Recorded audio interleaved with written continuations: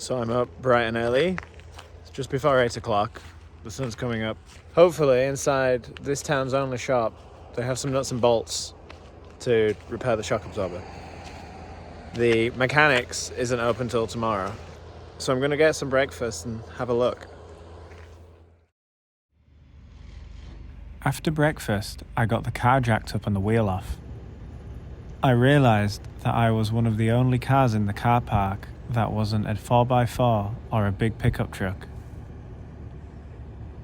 So I've got the wheel off, and the problem was obvious anyway, but now it's even more obvious. The bolt holding the shock absorber on has just vanished. Lesson learned, tighten shit up properly. The good news is all the spring's okay. The spring hasn't snapped and the drop link's okay. Hopefully this shop has an M12 bolt to put back in. Unfortunately, the shop didn't stock any bolts, and some threaded rod that some construction workers gave me didn't fit, so I had to get really creative. The only thing they had in the shop are Allen keys, so I'm just going to have to put an Allen key through it and duct tape it. The mechanic isn't open, and the next mechanic isn't open. He's 3.5 hours away. It's Sunday and it's a bank holiday. So this is going to have to get me to Whitehorse, which is 7.5 hours. I'm quite worried, to be honest. I'm quite worried.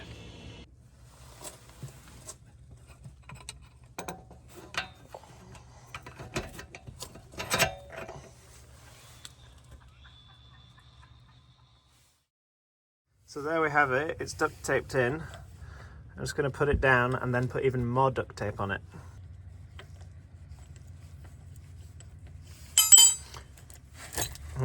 I've duct taped the jack to the thing. Oh no, there we go.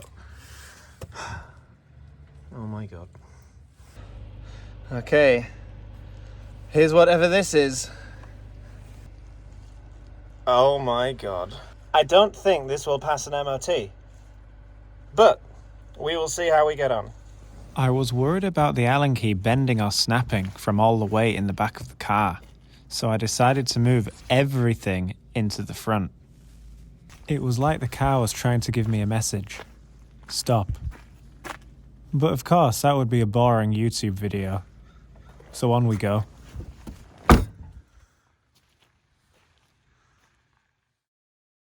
As I'm sure you can all tell from the shaking camera, the roads have changed a little bit, but they're still not terrible. They just feel not finished.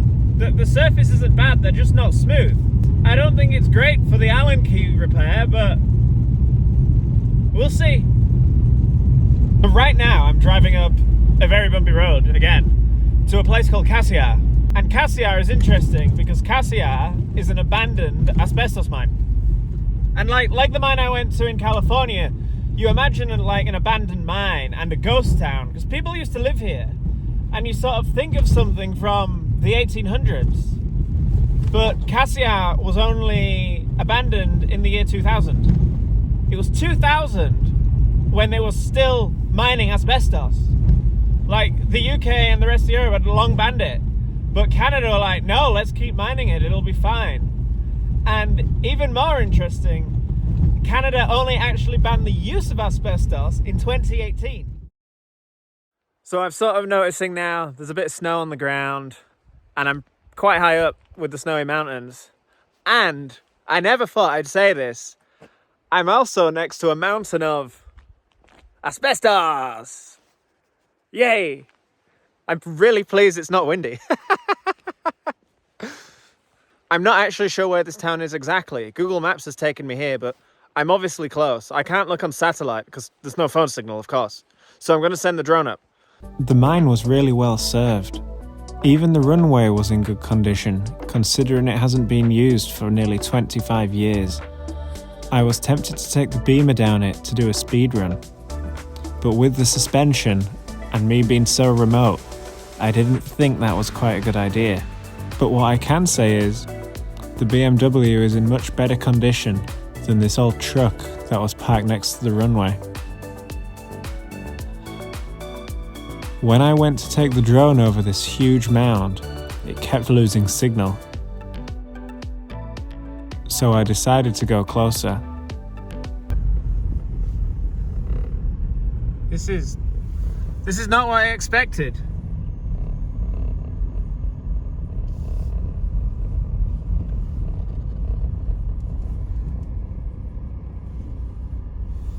There's the old fire truck there from Dee's Lake where I stayed last night. It was very strange. It was just a hoarding ground of all the old machinery from the mine that someone had decided to keep. I found a lot of places were like this in northern Canada. There was even someone living here, so I didn't stay around for too long.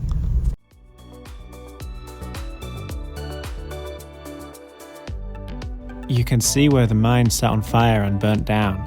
I'm sure most of it was destroyed and dismantled.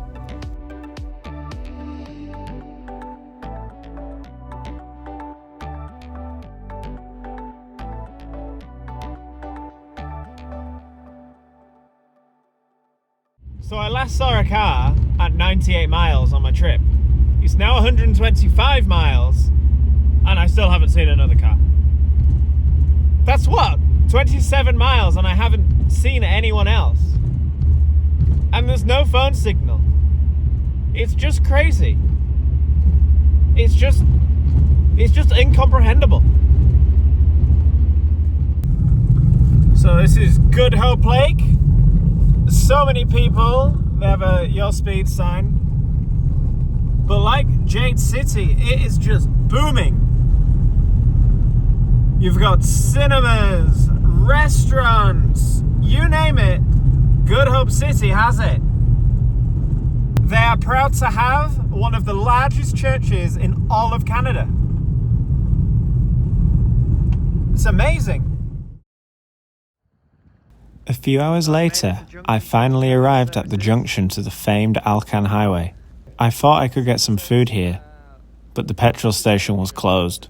It was just pay at the pump. Shit. So, yesterday I got this Subway sandwich and I only ate half of it and left it in the car overnight, which I was stupid because bears could have like attacked the car. But I guess now I'm going to eat it now. It's fine. The car's been like a fridge overnight, but I'm so pleased I didn't eat it all because there's nothing for 415 kilometers. It's insane. Subway sandwich has never tasted so good, even if it has been in a car all night. After driving another 400 odd kilometers and just seeing this, and this, finally some signal appeared on my phone. I'd finally made it to Whitehorse. I've arrived at Canada's best value inn. The repair has fully worked. It's stayed in. I thought it would shear and bend, but it hasn't. I think moving all the stuff into the front has helped, even though as ridiculous as it looked. But the tire is comfortable as an armrest. But I did realize when I pulled in here, I can't get it into reverse. So that was kind of a problem. I had to drive around the car park twice to park. The hotel feels like a scout hut. It's weird. It sort of feels like that sort of accommodation. Hopefully it's not bunk beds. This really isn't bad. So I've just been to the Home Hardware Building Centre, which is basically B&Q of Canada, and they have a good bolt selection. So now I'm outside. It's -3, and I'm gonna try and fix it. All the bolt sizes are in Imperial and I just have no idea. They had a small selection of metric ones.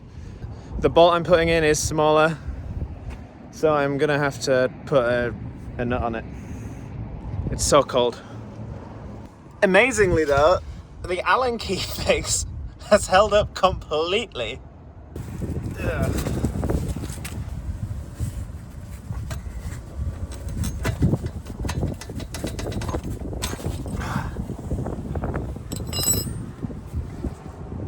It hasn't even bent it. That's pretty good for a petrol station Allen key. So I'm wishing I bought a longer bolt so I could get a big washer, 2 washers on, but that's what we've got. It should be okay. So I've done it. I've tightened it up properly this time. These are nylock bolts, which is good because they tend not to come loose. After putting the car back together and putting most of my stuff back in the boot, it was finally time to get to Alaska. Just 12 more hours. Everything's starting to change a bit now. It feels like I'm really north, and I think I'm really high up because the trees are really short. They're not high. I'm quite pleased because this video has been so hard to make because everything looks the same. It's been really difficult to make content because I'm just driving. I'm just driving and driving and driving. But now, finally, things look very different. So, as I'm approaching the US border, we're about to hit 237,000 miles. That's insane. Yay! Thought I was going to miss it then. Alaska's a bit of a strange one really, because Alaska used to belong to Russia. It was only 1854, I think, that it was sold to the USA. So I'm like technically sort of going, I'm crossing an old Russian checkpoint. So technically, I suppose technically, I'm crossing an old Russian border checkpoint, which is the closest I'll ever be able to come to crossing a Russian border. So, I made it, and the car made it. Just the actual political border crossing now, the passport checkpoint. I can't imagine this is going to be the busiest border crossing I've ever been to, which is good, because obviously in Ukraine, I've been waiting for hours before, but I feel here I might be the only car, or I think it'll be less than 3. Okay, here we go. Let's see what they think to me. Yep, I'm the only car, as expected.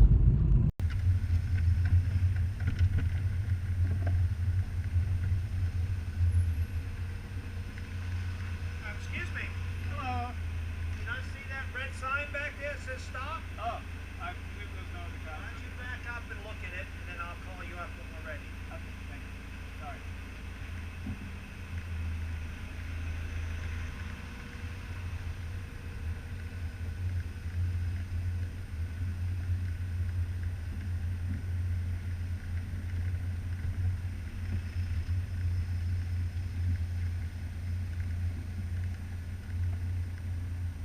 He's gonna love the stop sign I have in the boot.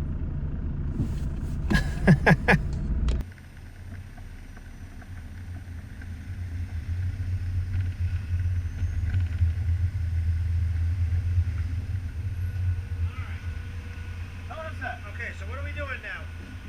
Would you like a passport? Yeah, let's see that. Thank you. Where are you coming from?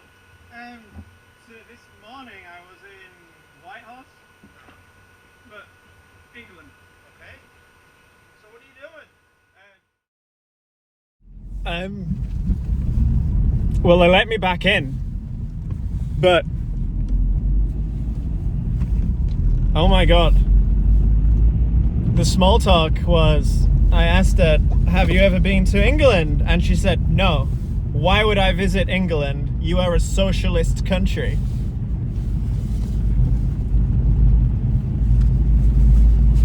America! Yeehaw! Fuck your free healthcare, you socialist! Goddamn! Fairbanks was still more than a 5-hour drive from the border crossing. It started to get dark, and then it got really dark. After passing some very, very long trucks, I was finally there. So, there we have it. The BMW has made it to Alaska. Of course, I can't just end this video in a car park in Fairbanks. I'd decided I wanted to drive the BMW up North America's most dangerous road, the famed Dalton Highway, where they filmed the Ice Road Truckers. Ice Road Truckers!